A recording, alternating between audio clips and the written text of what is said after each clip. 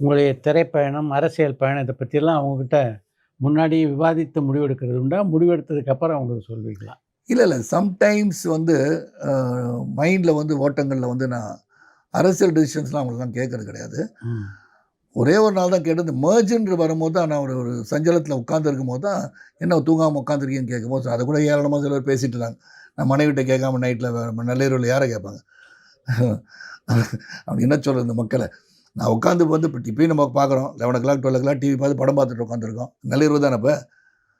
அப்ப கேட்க மாட்டாங்களா? யார் இருப்பா அப்ப என் பக்கத்துல? அவங்க தானே இருப்பாங்க. வேற யார் இருக்குன்னா அது மத்தவங்களுக்கு. எனக்கு கிடையாது இப்படி. அப்ப அந்த மாரி அந்த தடவ அந்த முடிவு அந்த ஒரு முடிவு தான் நான் வந்து எடுத்துட்டு ரொம்ப சஞ்சலத்தில உட்கார்ந்திருக்கும்போது எடுத்த ஒரு முடிவு. 2வது வந்து அதுக்கு முன்னாடி நான் கலைஞருக்கு ஒரு லெட்டர் எழுதினேன். ம். என்னுடைய ராஜினாமா கடிதம் எழுதும்போது, ம். அப்பயும் வந்து இந்த மாரி எழுதியிருக்கேன். படிச்சு காமிக்கிறேன்னு சொல்லி படிச்சு காமிச்சேன்.